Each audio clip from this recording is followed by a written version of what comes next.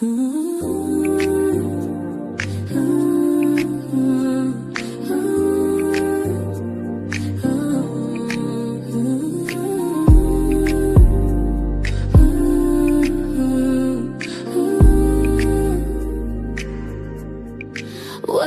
to the Vera Thomas Show, where testimony, reality and truth meet you at the front door. Perspective to propose. Politics, religion, we talk about the real world we live in. Let's talk about it. Let's talk about it on the Vera Thomas Show. From purpose, uplift, encourage, inspire, motivate, and let's talk about it on the Vera Thomas Show. The Vera Thomas Show.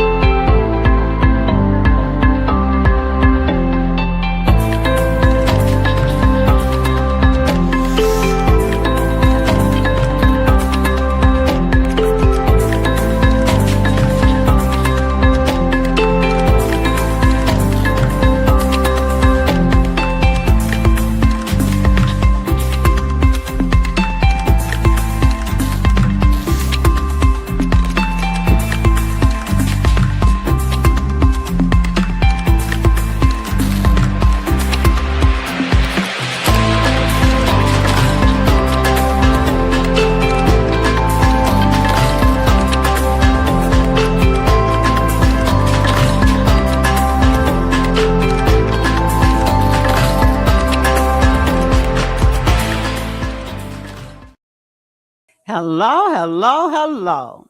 I am so excited today. I have with me my guest from Akron, Ohio, Mr. Theodore Thompson. And we're going to be talking about some pretty deep stuff today. We're going to talk about church hurt and the impact that it has on our communities, on our society, and we're also going to talk about societal grief. But in the meantime, before we start, I'm going to give Mr. Theodore the floor, and I'm going to ask him the question I ask all my guests. What was your childhood like, and how did it impact you? And also share a little bit about your journey. So I'm going to give you the floor to share those things. Well, good evening, good evening, good evening, and thank you for having me. I am a proud child of the 50s, okay? And so I grew up, prior to the civil rights era. I was a little black kid that was born on the wrong side of the railroad tracks. Didn't know I was not supposed to become a scientist and work in two of the top 10 medical centers in the country. I'm now retired. I used to do clinical chemistry, blood gases, coagulation studies. From time to time, I would have to go in the OR and do some work in there while the patient was on during open heart surgery. Science has always been my life since I was a child, and now I'm retired. And I've had that interesting journey of being a scientist and being in the church, and so that has been quite a journey. Yes, and I understand you were an only child growing Yes. up. Okay, and so being an only child and not tell me a little bit about what that felt like and what that was like. And did you ever long to have other siblings? Well, yes, I long to have other siblings, but the American Medical Association took care of that. Okay. Okay. Unfortunately, the AMA gave my mother a hysterectomy in her 20s. Okay. So she couldn't have any more children. Okay. All right. Wow. All right. Well, I'm going to leave that alone. And now I know that you've been very heavily involved in your church. And I grew up in the church as well and have seen some devastating things, some crazy things. But I want you to kind of share because we talked about how the church, especially now, we need that faith based experience to combat all the stuff that's going on in the world today. We need that spiritual connection. However, I want you to kind of share your perceptions of the church and the impact that the church has had, the impact the church should have, and what's the difference and the gap in between. that look that's two or three different conversations. Yes, it Okay. is, and we have an hour. But yeah, to understand, you can't understand how to move forward unless you understand how did we get to where we are. Okay.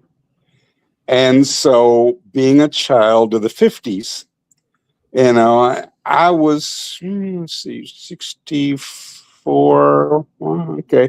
I was a teenager when the Civil Rights Bill passed and the Voting Rights Act, the Housing Bill, and all that. I was a teenager. So the difference between then and now is we have forgotten our roots. We've forgotten where we come from. Okay. And I'm great. As I often tell folks, my generation, we were the initial beneficiaries of, the Fair Housing Act, equal schools, all that. Okay. And so what we did, we called it integration. Because all the marches, all the film you see, yes, we're fighting for integration. Well, we fought for integration, but that ain't what we did. What we did was assimilation. And the difference between the two is integration. You maintain your identity when you join another group. When you join another group and you give up your identity and try to become like them, that's assimilation. That ain't integration. Okay. So in the 70s, we started getting these good jobs. We moved into the white folks' neighborhood because their ice was colder in the white neighborhood.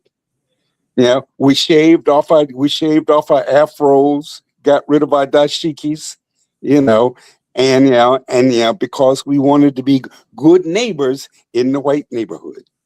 Okay. And so we took on all the characteristics of our oppressors. And that's how we got here. And I hear you. Now, one thing during the civil rights movement and all of that, during that time, the church was very much involved in that process. A lot of things happened because of the Black church. Our Yes. institutions, our schools, our colleges, the civil rights movement, all of that came through the church.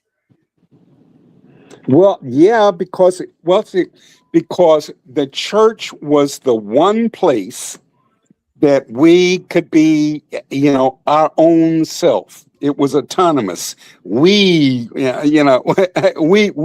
the church. So, that's why, we got dressed up in our Sunday finest because look, we during the week, Right. we didn't necessarily, we didn't have professional jobs where we could dress up. So come Sunday, we put on our Sunday best. We went to church. And so that's why, being an usher, being a deacon, being still on the steward board, all that, that was, you were somebody. Okay. Yes. But here it comes down to, let me, because I've got a little piece here that I want to share with you. I just need to find it on my computer here real quick. Okay. Well, while he's trying to find that, we're talking about this today because the civil rights bill has been gutted. All of the progress that we have made in our country since the 60s is now being diminished or minimized or eliminated. And we need to understand where we've been in order to better understand what we need to move forward. Did you find it?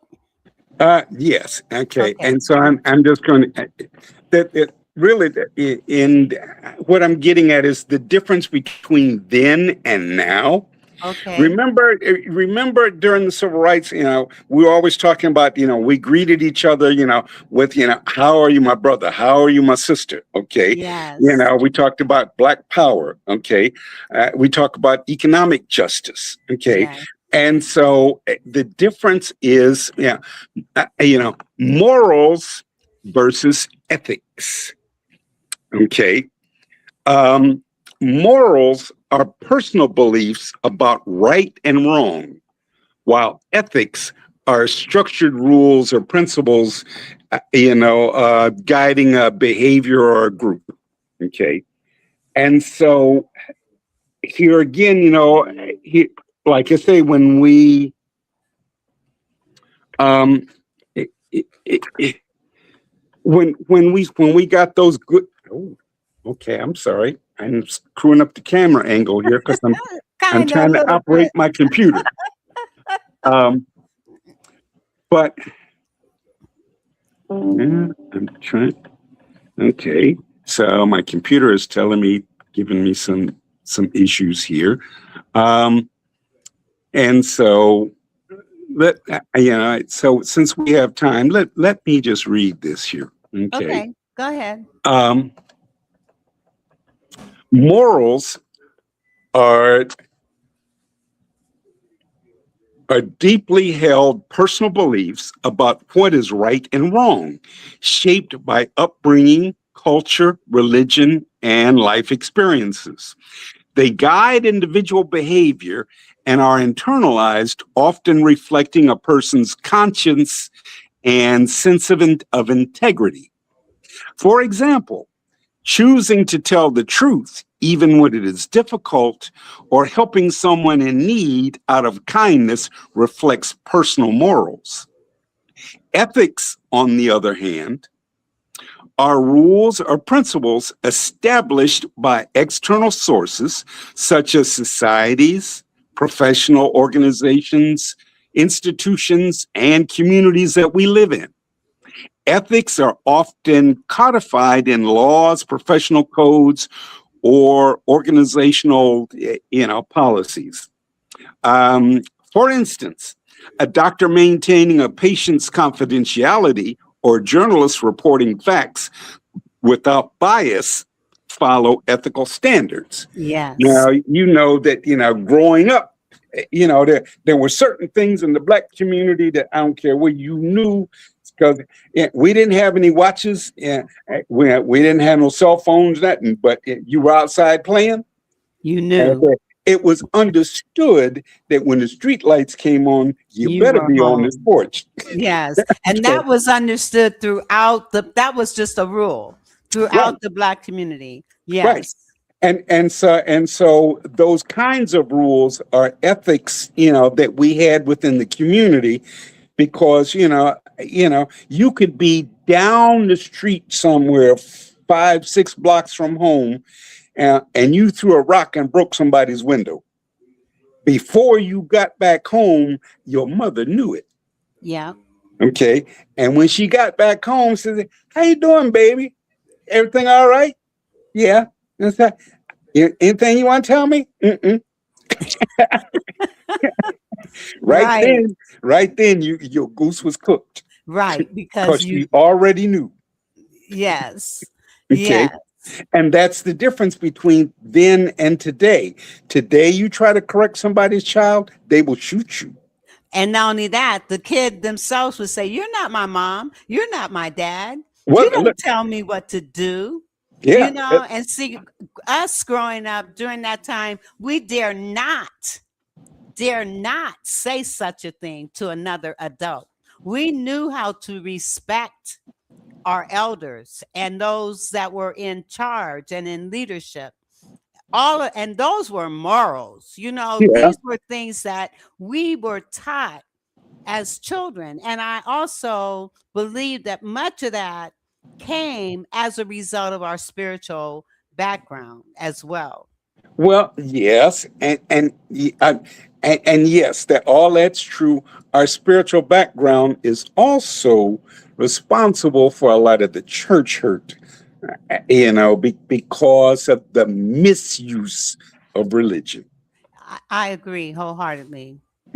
I agree wholeheartedly. And we can even cite some examples of that. But the one thing I do want to say, our country has lost its morals, and it starts at the top. When you have leaders that are bold-faced liars, criminals, and doing everything in their power to minimize people of color, and we've got to do something.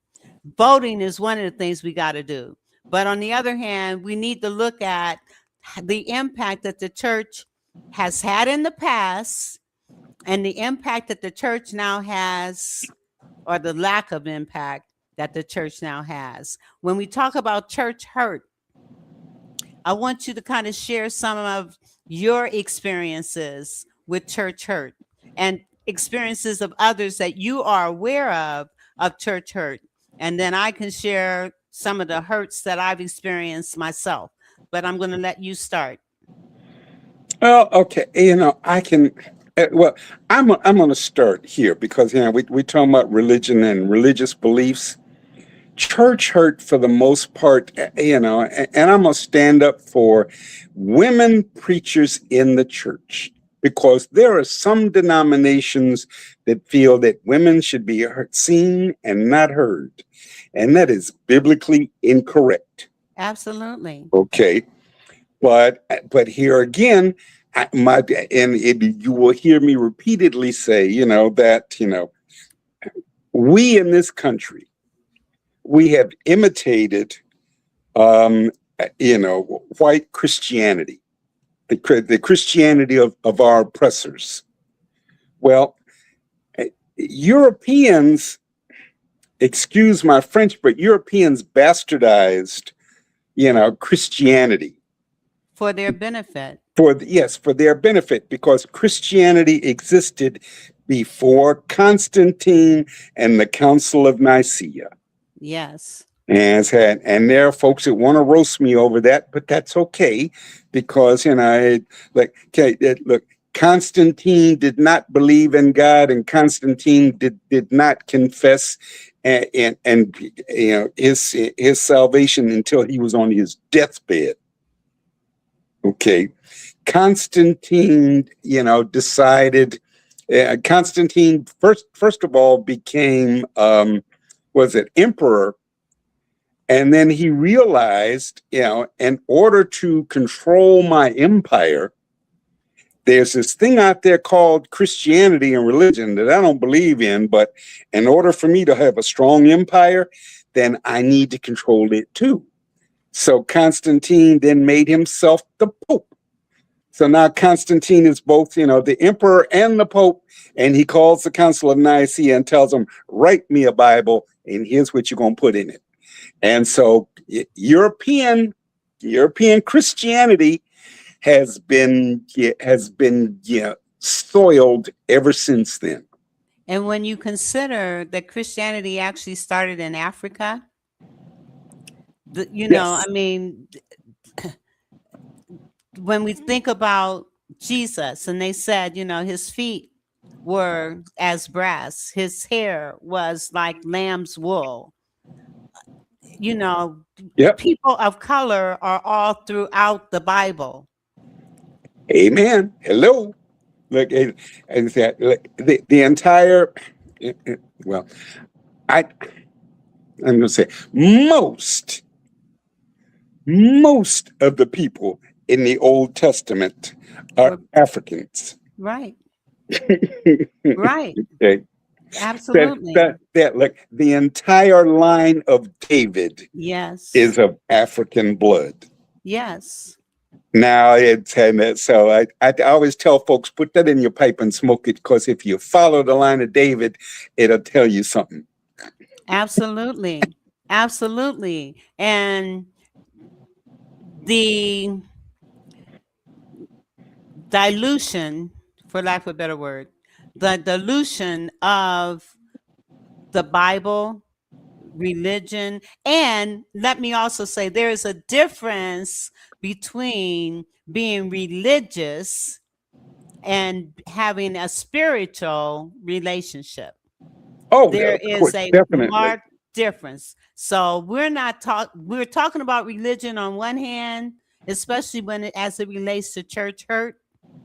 But if you've got a serious relationship with your maker, then the things that we are experiencing, the things that we have experienced in and outside the church, within our society, it wouldn't be, because love is the key. Love is the key, but we've lost it. And so let's talk about that church hurt and how you view it. And so church hurt today is responsible for a lot of the young people leaving the church because they see us as hypocrites. Yes. Okay. And so, hey, look, if you're gonna be a hypocrite, I didn't look, you can't preach about love and all those kinds of things, and I see the things that you do. Absolutely. Oh no, you can't tell me nothing. And Okay. that's so sad. Yeah. But And I've experienced some things where yeah, I was born and raised in the Baptist church. okay. Okay. So yeah, so I was dunked in the water. Okay. But I've had some pastors, that I- I've had to use some language that you're more likely to hear in the nightclub or in the alley behind the nightclub than you would in church. Okay. And how did they respond to that? I- all they could do was stand there and take it because they knew I was telling the truth. Well, I had a minister tell me, because I was engaged to the minister's brother. So I was privy to some things that the other congregation was not aware of. And I remember asking this pastor, how can you preach and sing like you do and do all this other stuff? His response, just like this, was, well, God is with me in the pulpit. But you don't play with God, and he's not a God to be mocked. And during the time that we were going through all this stuff, scriptures kept coming to me. Woe unto the shepherd, woe unto the shepherd, woe unto the shepherd. I Yeah. kept seeing that over and over and over again. Bottom line, and like you said, we were accustomed to going to church dressed to the nines. Our heels, our stockings, our suits, Yep. our Yep. dresses, and all that Yep. stuff. This Say, look, one, and your hat, your shoes, and your your hat, bag all all had to matching. match. And this one Sunday, all of us went to church like that. We walk in the church, and there are people in the church with sweats and tennis shoes, and yeah, and so we're looking. It was like, what's going on here? And I went downstairs to use the restroom, and one of them that was dressed in sweats followed me in the basement. And because I was made privy to all this stuff that was going on, I was the person that they were after, really. Hmm. And so this girl follows me downstairs in the basement, and I went, did my business, and went on back upstairs because I don't fight. I've never been known to be a fighter, physical fighter. I'll I'll speak, but I won't fight. Okay. But anyway, we get back up in the church, service is going on, and at the end of service, I'm getting ready to walk out the door, and this same girl is standing at the door, not letting me out. And then she finally said, and she cursed in church and said, "Oh, go on and let the bee out." Just like that, right? So I'm walking to my car and I'm thinking, this ain't right. There is nothing right about this. So I went back in the church and I said to my sister,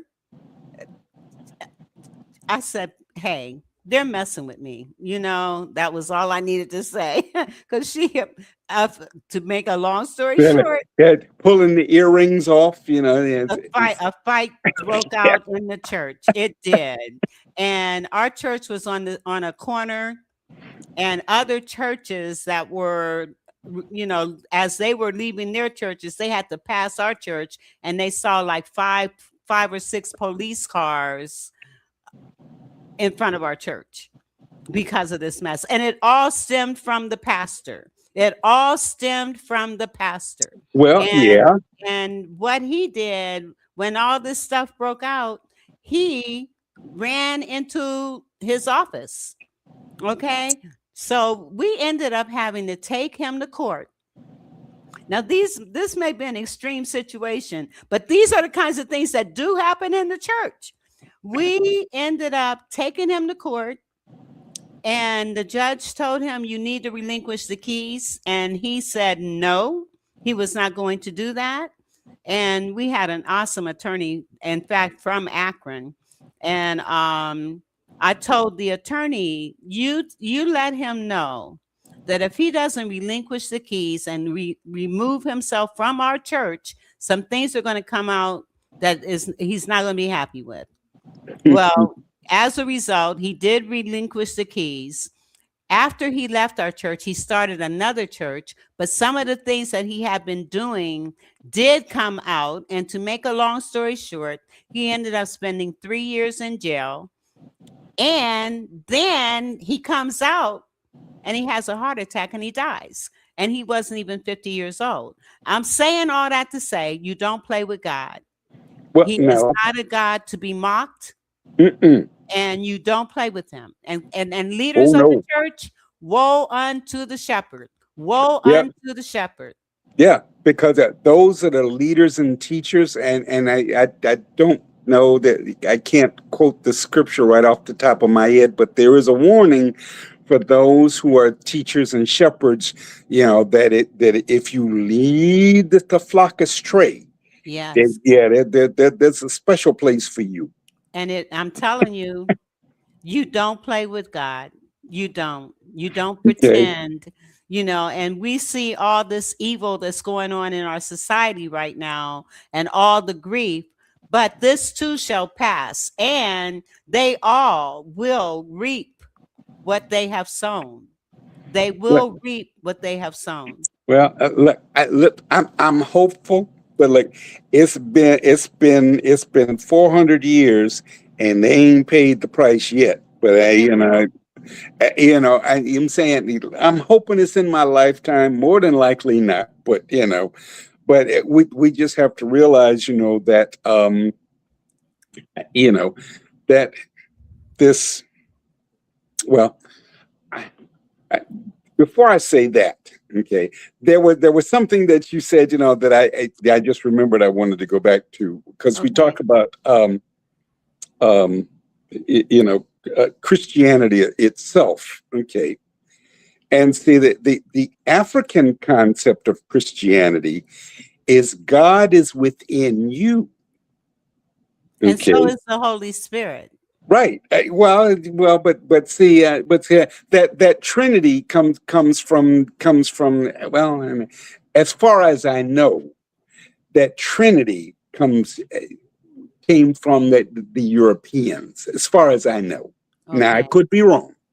So, and look, if I'm wrong, I have no problem saying I'm wrong. I ain't gonna be one of them folks say, "Well, no, that ain't what I said." Yeah, I said it, and I was wrong. So I had, So anyway, um, but now, what we see now, especially with Christian nationalism.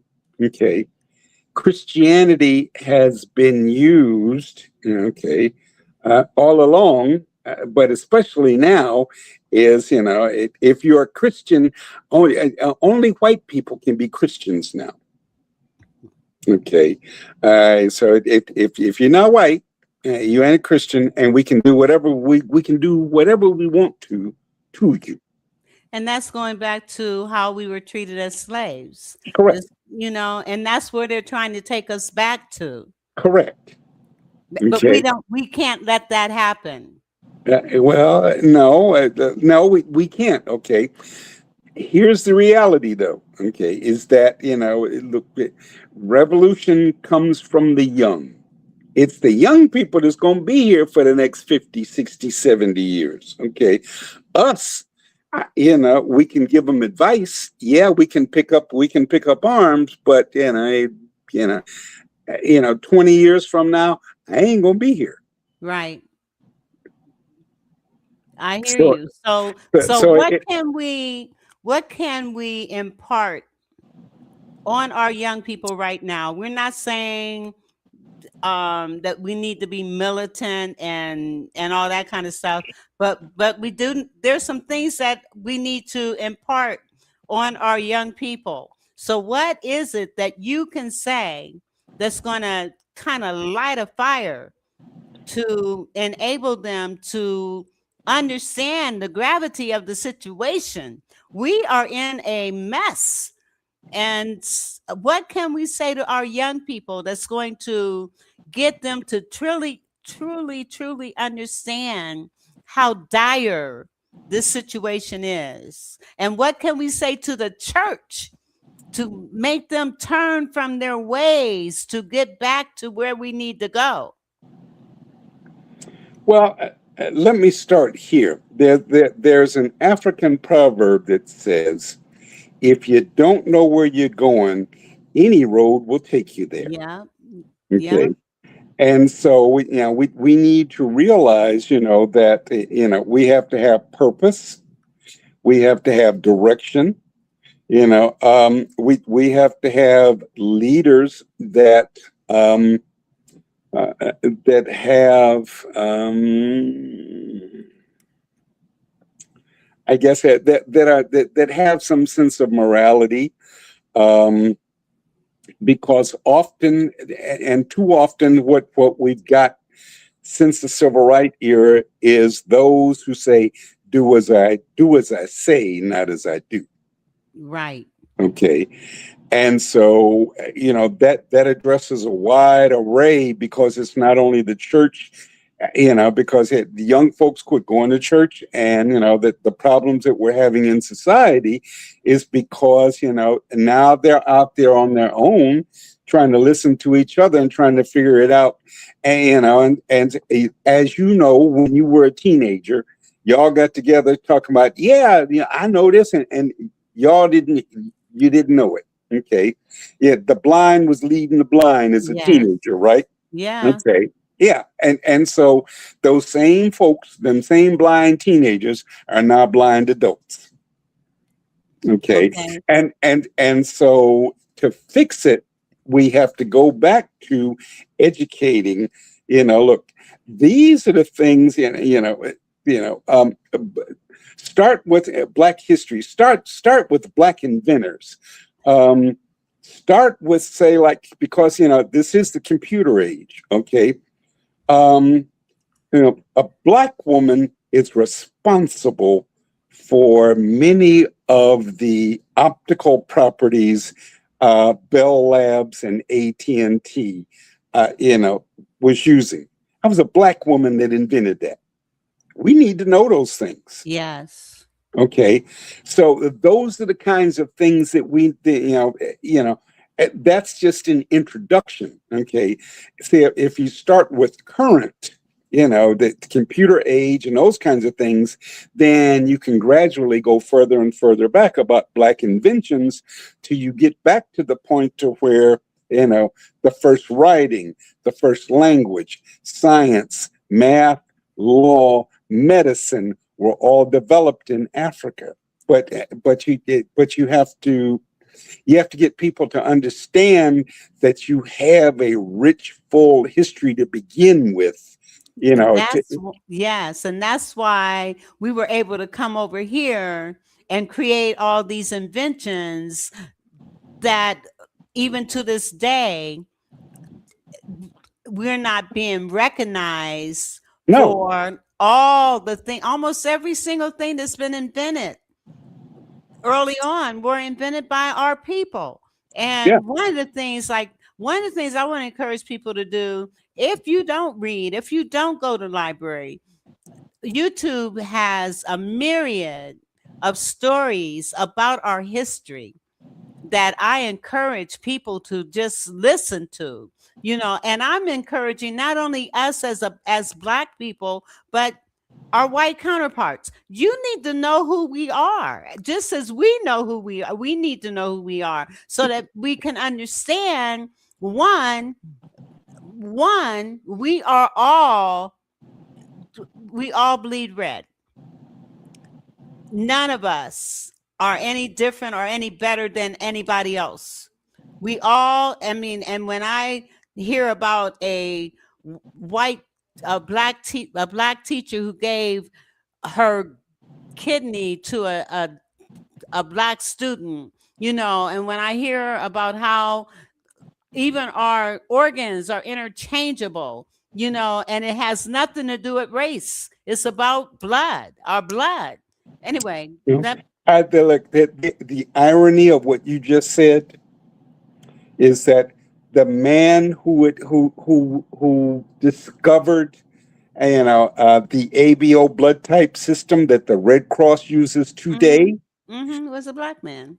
Dr. Charles Drew was a Black man who ironically died from a car accident, and he bled to death because they didn't have any Black blood.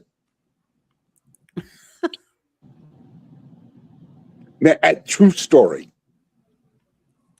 I didn't. Go ahead and say, go and Google it. Wow. Right. Okay.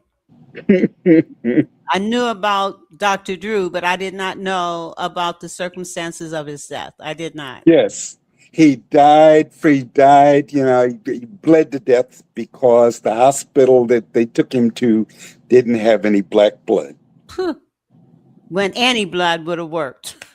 Yes, because and there's no such.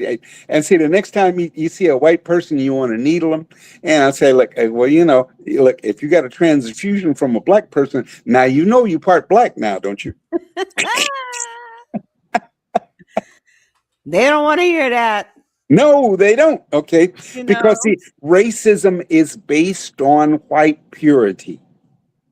Okay, that's where this blonde-haired, blue-eyed thing comes from. But in human beings, blonde-haired and blue-eyed are recessive traits in less than 5% of the population. Okay, now you tell me how blonde-haired and blue-eyed is supposed to be superior to the rest of the race. No. Y'all are inferior. Matter of fact, nature tried to eliminate y'all. You just wouldn't die. Ooh, well, this is kind of deep. But see, when you know facts like that, then it counters the racism that you've been taught. Yeah. And yeah, and see, the problem is because there's such a major change with people of color being in as a matter of fact, people of color are the majority of the world, Yes, they are. The majority of the world are people of Okay. color. Right. How's this for you? Only 12% of the world's population can be considered white. 12%. 12%. And see, that's the problem now. They know that. No, they don't know. Most people, that whether you're black or white, most people don't know that. Okay. Well, but with white supremacy and all of that, they know that they are losing numbers. Well, yeah, they're losing their grip, okay, because just sheer biology, that there are more people with color in their skin than those 12% who are considered white, okay, and so once you realize you're losing your power, then you will do anything to control it. And that's what we're seeing right now. That's why you have Donald Trump in office. Okay. Trump is just a symptom of the problem. You're right. I agree with you. And so what can we do? We can talk about the problems and the issues all day long, but we need some solutions. What can we do? Well, the solution politically, because it depends on whether you're talking about political, social, moral, religious education. I'm talking about all of it. So, I'm talking about all of it. Yeah. We got 20 minutes. There are different answers for each one of those. Exactly. I know. And so, but politically, what black folks, look, do not sit at home and say, well, I just ain't gonna vote because I don't like neither candidate. Okay. Absolutely. You're sitting at home and not voting is a vote. Okay. Because you're sitting at home and not voting is what allows somebody like Donald Trump to get in office. Absolutely. Your vote matters. And if your vote didn't matter, if right wasn't right, why is there such a fight to prevent it? Think about it. Yes. Black folks, yes, they want to take you back to 1780. Yes. Okay. Absolutely. Because understand this, people. Understand. Your vote matters. Yes. Your vote is necessary. Your because vote if not, matters. we're going to just continue with this crap that we've got going on right now. If you don't vote.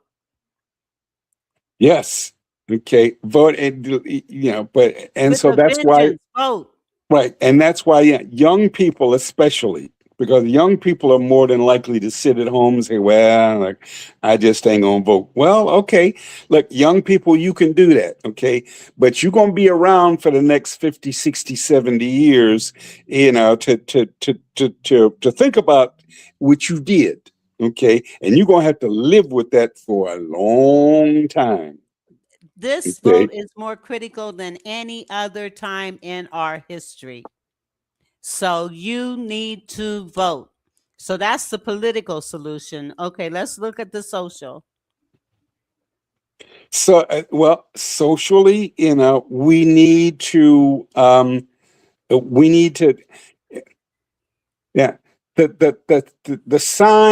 Sankofa, and only, if people, if you don't know what that is, look it up. It's a little bird, he's looking backward and he's picking up a pebble. Okay. And basically what it is, it's an African symbol that means go back and get it. We need to go back to the time when we respected our brothers and sisters and we said, "Good morning, my sister, how are you? Good morning, my brother, how are you?" I was raised to say, "Yes, sir, yes, ma'am." I didn't talk back to an adult. If I did, and a hand came from nowhere and corrected me. Okay. And so, people look at that as saying, "Well, that's old fashioned. That was abuse." Well, yeah, I was an abused child. Okay. But I didn't go to jail. I didn't kill nobody. So there was, and as a matter of fact, I'm going to suggest a book that all Black people read, and it's called Post-Traumatic Slave Syndrome. And I'm trying to remember who the author is. I think it's Joy. Here, let me look it up. Yeah. Well, Yeah. keep But talking. anyway, it's called Post-Traumatic Slave Syndrome. And the gist of the book is some of the cultural things that we do now that are detrimental. We learn them during slavery as a survival technique, and we pass them on generation to generation. Okay, because well, yes, it was helpful when we were enslaved, and it was a good thing to pass it on. But Give some examples. um, example would be how sometimes we're always talking about women talking about, well, she ain't no good, she this, she that, and always putting them down. Well, that example comes from slavery, when little Susie, entered puberty, and the master started looking at her. Okay. And so then the mother would say, "Oh no, master, she ain't good for nothing. She lazy. She ain't good for nothing. Please don't mess with her." And that was a survival technique then. Okay. But now it's used as, it's something to try to, put somebody down. Right. Right. And the thing is, that is such a valid point. I'm going to put this in the chat. Post-traumatic slave syndrome by Dr. Joy Is it DeGaulle? DeGru. Yeah. Okay. Yeah. And it's also on YouTube. Okay. So I'm going to say, yeah, and you can buy it from Amazon. Yes, you can. Okay. Traumatic. But it explains many of those strange things that we do as Black people. Mm-hmm.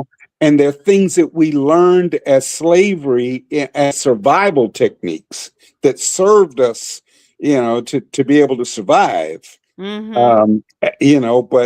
But now, 150 years later, we still doing that same stuff and don't understand why. Right. And it's also the same holds true with the Willie Lynch syndrome. Well, yeah. And say, now here we go. Say, there are some folks that say Willie Lynch was real. There are some folks that say, Willie Lynch wasn't real, but the letter was. Okay. And so I'm one of those people. I probably fall into the category about the letter being real, because it's the effect of the letter. Okay. So whether really Willie Lynch was a real person or not is really irrelevant. It's the effect of the letter. Yes. Yes. And he said, "I guarantee if my plans are implemented, the slaves themselves would continue it for at least 400 years. And that includes pitting the dark skin against the light skin, the house against the field. Yep. I mean, this stuff, and we still have people dealing with color syndrome, the color issue. Yeah. Yeah, and that's what Booker T. Washington was getting at when he talked about the miseducation of the Negro. Okay, because in Woodson's book, he clearly states, that if you go to an eating establishment and there is no back door, the Negro will make one because he's been conditioned to do so. I mean, if we don't know our history, we're bound to repeat it. Amen. So we need to become aware, and our nation needs to become aware. This country Well, was built on the backs of slaves. The Washington, D.C., the White House, the Capitol, built on the backs of slaves. yes. Uh, And all of this history though contributes to church hurt because we imitated the white master. Okay, now and I don't know how many people have heard about the slave Bible. There was actually a slave Bible, where they took all of the where you talk about the Exodus and the Jews freed and all of that was taken out. That was not in the slave Bible because the master didn't want the slaves to read about freedom and rebellion. Absolutely. I mean, we got a lot to learn. We got a lot to do. And one of the things that I want to strongly encourage all of us to do is read about our history. If you don't read it, check it out on YouTube, because I have listened to so many stories of our people that have made such great contributions, men and women. Oh my goodness, we got to learn. We got to learn. Now, in terms of Black church, let's go back to societal grief. And we talked about social. We need to get back to our morals. We need to respect each other. We need to love on each other. Love is the key. And where there is love, we can't allow ourselves to succumb to the hatred, because that hatred is also making us sick. Physically, mentally, emotionally, it's making us sick.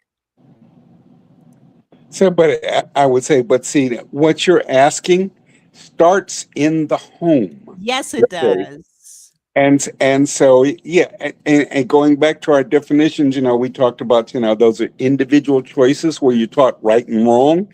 That begins in the home, Yes, so it that when does. you're out in the community and you're out in the street, that little voice talks to you. Okay, quick example. Look, I was a teenager and I was out hanging out with the fellas, and we wanted to go to a party. Okay. And it was across town. We didn't have no car. Okay. So one of us in the group had the bright idea to steal a car and go to the party. Okay. Well, when they decided to steal the car, I told them, now I said, I see y'all later. And I went the other way. Well, they got picked up in a stolen car. Okay.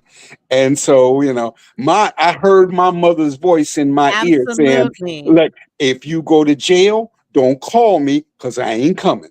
And that association breeds assimilation. And parents, you need to know the kids and the families of who your children are hanging around. You need to know them.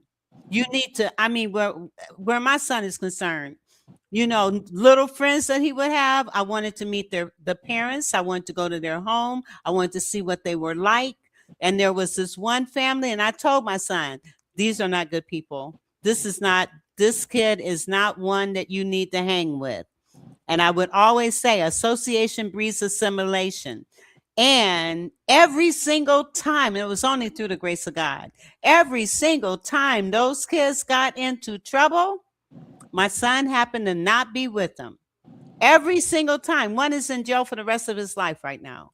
And these are people, that's why parents take ownership and understand who your kids are hanging with. You Yep. need to know. the families of the people your kids are hanging with. Well, That is so important.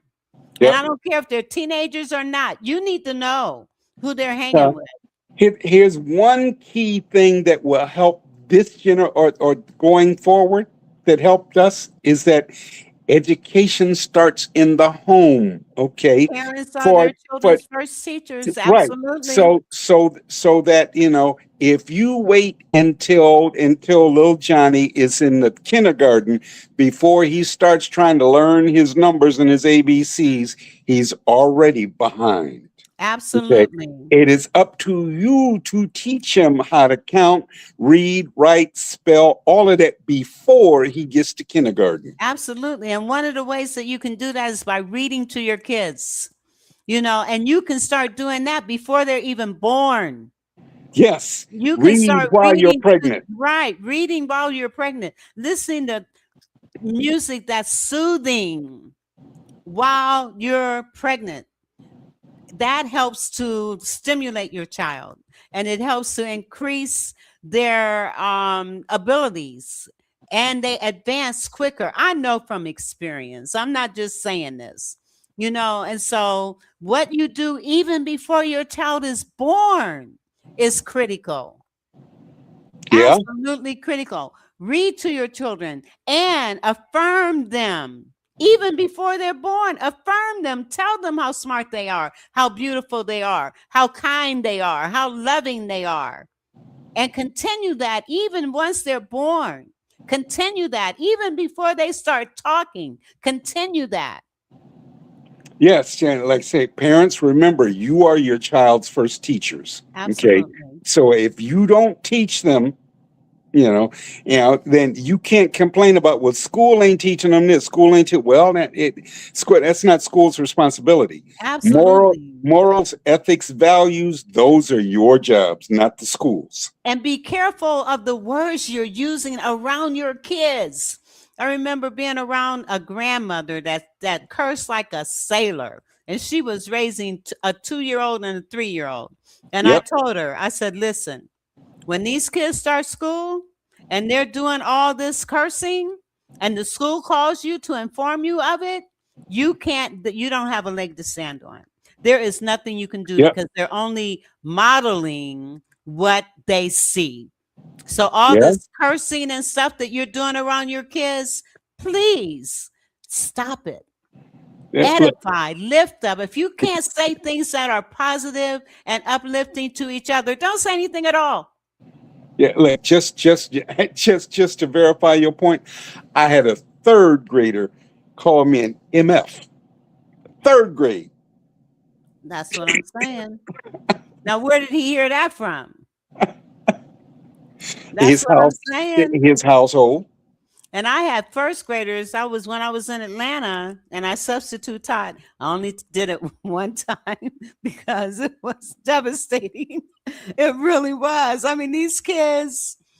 I mean, the little boys walking around calling little girls bees, and Yeah. I mean, Yeah. I'm like, oh my God, I Yeah. couldn't believe it. And this Yeah. one little girl, And she was that's what's wrong with the church nowadays, because nobody has taught them, and say nobody has taught them, when you go into church, take your hat off.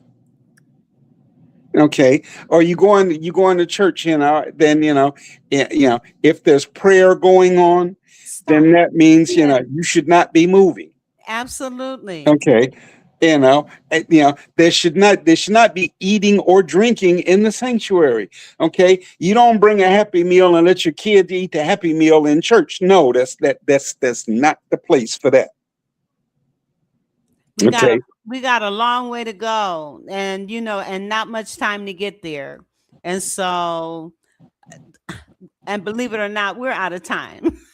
But I'm telling you, I am so glad you came on. You gave a lot of wisdom and knowledge. And I'm going to we have a minute left. So I'm going to give you the floor to impart some final words. Well, I guess the final words that I would give is that, look, if you don't know what Sankofa means, please look it up. Okay.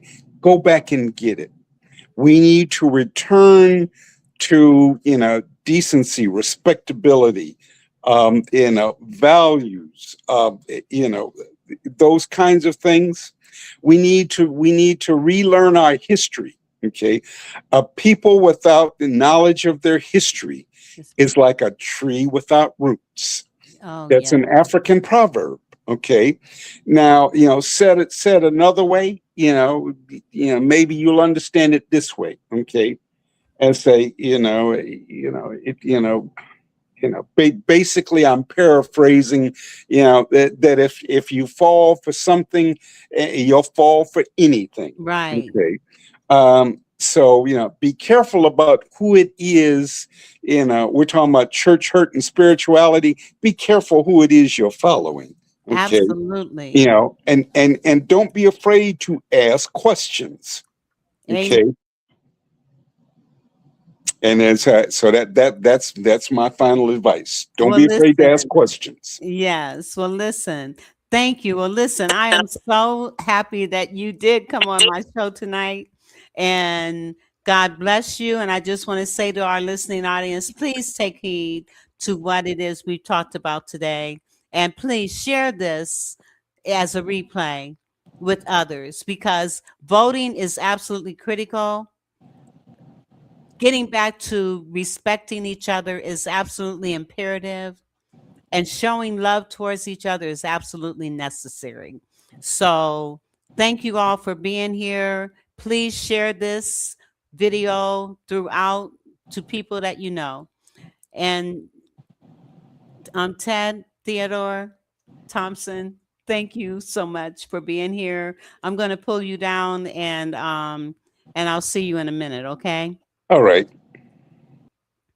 So listen, thank you all for listening, and we will see you on Thursday. God bless. Let's talk about it. On the Vera Thomas Show. The Vera Thomas Show.